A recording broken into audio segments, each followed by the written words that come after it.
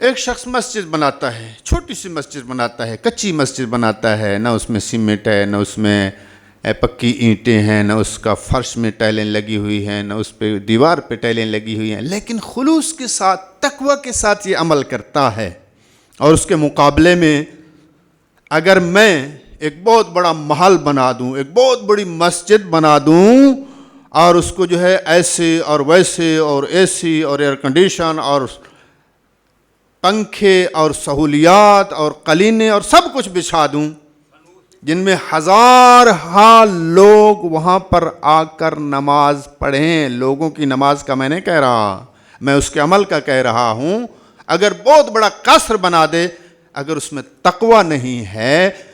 تو قرآن کہہ رہا ہے، اگر اس میں تقوی نہیں ہے اور دین خدا اور دین اسلام کے خلاف اس کو استعمال کرتا ہے، میں نہیں کہہ رہا، قرآن کہہ رہا ہے کہ وہ مسجد جس کی اساس اور بنیاد تقوی پر نہیں ہے، وہ تو مسجد ضرار ہے۔ حکم ہوا کہ اس کو گرا دیا جائے، اس کو منہدم کرا دیا جائے، کیونکہ مسجد ضرار کا کوئی احترام نہیں ہے۔ مدینہ میں کیا ہوا؟ یہی تو ہوا ہے، مسجد بنائی۔ اب مسجد اللہ کا گھر، ہر مسجد اللہ کا گھر، یہاں سے ہمیں درس ملتا ہے، تاریخ سے، قرآن سے ہمیں درس ملتا ہے کہ ہر مسجد اللہ کا گھر نہیں ہوتا، بعض اوقات وہی مسجد شیطان کا گھر بن جاتا ہے، اگر وہاں سے کام بغیر تقوی کے اور فساد اور افتراق کا باعث بن رہا ہے تو یقین کریں، خواہ وہ امام بارگاہ کے نام پہ بنا دیں، خواہ وہ مسجد کے نام پہ بنا دیں، خواہ وہ مدرسہ کے نام پہ بنا دیں، اگر وہ افتراق اور فساد اور وہاں پر ایسے عقائد و نظریات کو پیش کیا جاتا ہے کہ جس میں دشمن اہل بیت کو تقویت ملتی ہے، دشمن اہل بیت کو سہارا ملتا ہے، دشمنان اہل بیت کو، کہ جو اہل بیت پر اس زمانے میں ظلم کرنے والے تھے، ان کے ظلم کا بھی دفاع ہوتا ہے، اور آج جو اہل بیت پر ظلم کرنے والے ہیں ان کے ظلم کو بھی اگر وہاں سے دفاعی پوزیشن ملتی ہے، ڈیفنس ملتا ہے، تو یقین کریں وہ مسجد اور امام بارگاہ اور وہ مدرسہ دین کا مرکز کیسے ہو سکتا ہے؟ اس کے مقابلے میں پیغمبر نے چھوٹی سی مسجد بنائی ہے، اور خدا نے قرآن میں کہا ہے کہ یہ وہ مسجد ہے کہ جس کی بنیاد اللہ نے دیکھا ہے کہ تقوی پر پیغمبر نے رکھی ہے، اس میں ایک رکعت نماز جو ہے 70 رکعت نماز کے برابر ثواب ہے، اور اس کی 70 نماز جو ہے مسجد ضرار میں ایک بھی قبول نہیں ہوگی۔ کیوں؟ اس لیے کہ اس کی اساس اور بنیاد تقوی پر نہیں ہے۔ اب بعض اوقات جو ہے ممکن ہے سوال ہو ہم سے، یا کسی اور سے سوال ہو، اور ہو بھی رہے ہیں آج کل، آپ جو دیکھ رہے ہیں سوشل میڈیا پر جو پراپاگنڈا ہو رہا ہے، جی فلاں نے کیا کیا ہے، جی فلاں نے کون سا جو ہے وہ بڑا مدرسہ بنا لی، 40 سال سے ایسے ہی ہے۔ لیکن مسئلہ یہ ہے کہ وہ بڑا مدرسہ کہ جو بغیر تقوی اور بغیر ضرورت کے اور بغیر لازم ہونے کے اگر مال امام کو خرچ کر دیا جاتا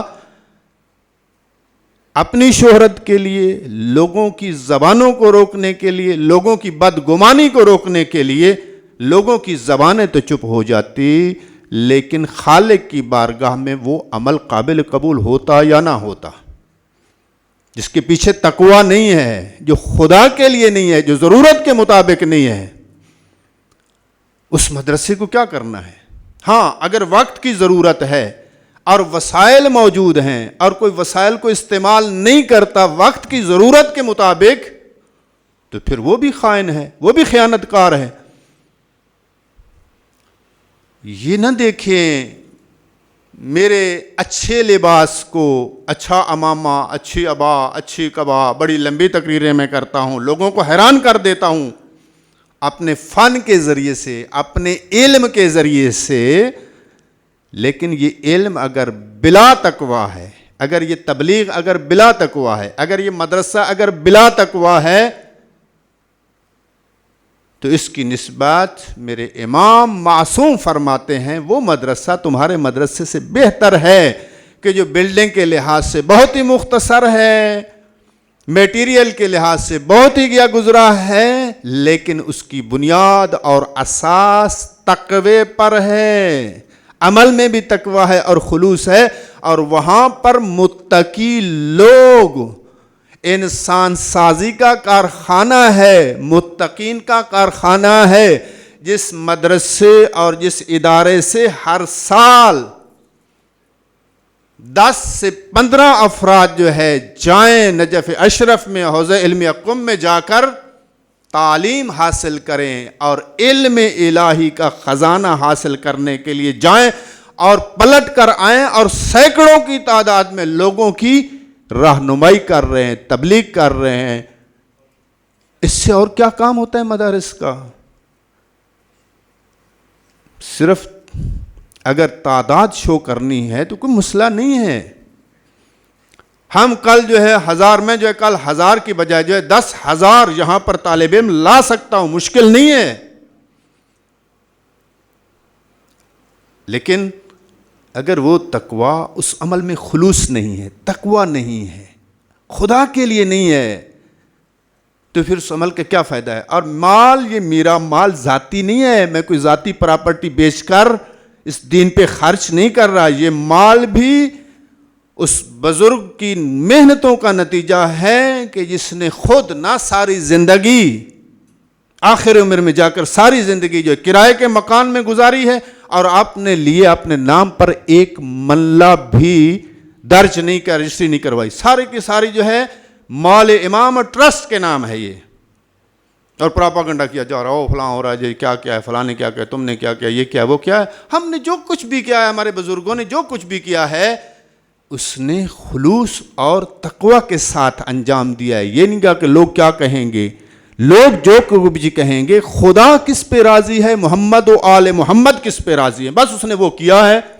اور اس کے بعد ہماری ذمہ داری ہے کہ ہم بھی